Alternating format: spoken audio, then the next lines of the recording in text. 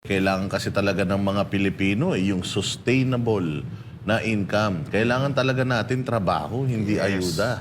Kasi kahit na ilang libo, daan libo ibigay mo sa tao, pag nagastos nila yan, kung wala silang kung wala silang parang buwan-buwan na sinusweldo, wala silang trabaho, wala rin. Mauubos, napakabilis maubos ng pera, mga partner. Yes, totoo yan, partner, no? Kasi ito, ang problema natin ito, napag-isip-isip ko, kung ikukumpara natin sa nagdaang administrasyon, nakita ko kasi yan doon sa datos, na yung pag-utang ng Duterte administration nung nagsisimula sila ng kanilang administrasyon, pa-billion-billion lang Billion. Not until dumating yung pandemic, tsaka yung Marawi. Siyempre, kailangan mo ng mas malaki-laking pera doon. Kasi may ginagamot ka, tapos may sinusugpo kang gera.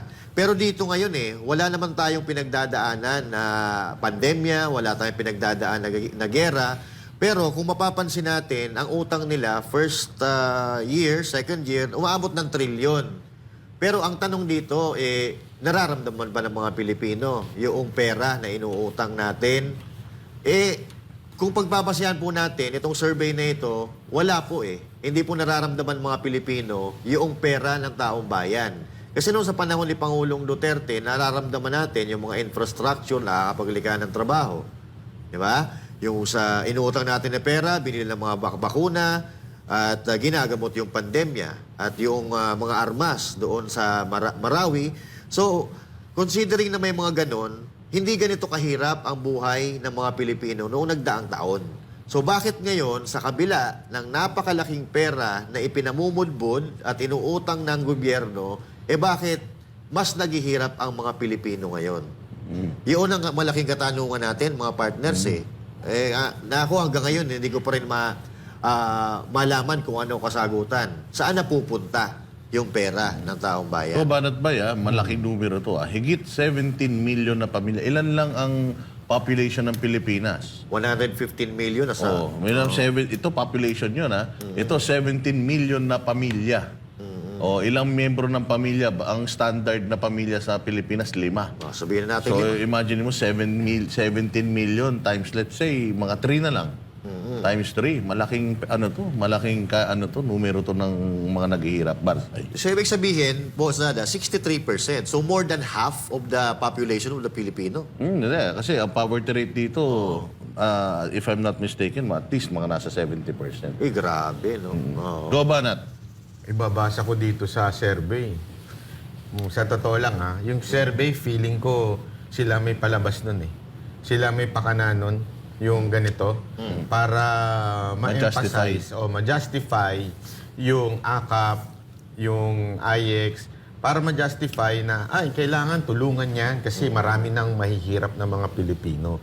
Kasi ngayon, napupuna yan, di ba? Alam naman po natin yung 7-7 gang. Yan. Yun. Yung mga gangnam dyan na 7-7 na sinasabi nga ni Magalong na merong nakukuha itong mga animal na to sa pondo na yan, sa pamimigay ng ayuda. O syempre, masama ang dating nun sa atin. Ngayon, they have to justify it, yung ayuda na yan, by saying maraming naghihirap. So, feeling ko, yun yung isang purpose nitong survey na to. Pwede. Kung bakit inilabas o bakit kinumission itong survey na to. Para ma-justify ang pamimigay ng ayuda. Pero sinasabi nila, Jay Guevara, na ito daw pag lobo ng mga hirap sa Pilipinas, isa daw cause niyan, yung sunod-sunod na mga bagyo, delubyo. Ano masasabi mo dyan, Jay? No, 3 years nang nakaupo si Marcos Wala namang halos bagyo noon. Kailan lang naman yung mga sakuna na yan? Huwag nilang gawing Huwag nilang gawing alibay yung mga bagyo, baha. Una-una, pinagmalaki nyo yan. Yung baha na yan, pinagmalaki nyo sa zona nyo na may 5,500 flood control. So, doon pa lang, ibig sabihin, maaagapan nyo na sana yan kung totoo yun. Kaso hindi totoo. Tsaka yung sinasabi nyo, yung alibay nyo na sa mga bagyo, sa mga hindi yan.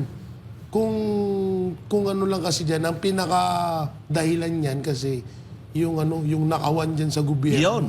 Yung Yan yung pinaka number one na dahilan ng sobrang kahirapan sa Pilipinas. Mas humirap pa sa Pilipinas, di nawawala ang kahirapan. Ang mahirap dito, mas lalo pang humirap. Dumadami ang mahirap, yan ang hirap kapag ganyan ang gobyerno. Mahirap yan. Kaya mag-isip-isip na kayo. Huwag nyo nang dagdagan yung kahirapan sa Pilipinas. Mahirap yan. Talagang ano, Oh, hirap sunod-sunod na na hirap yan. Ha? Sunod-sunod yun.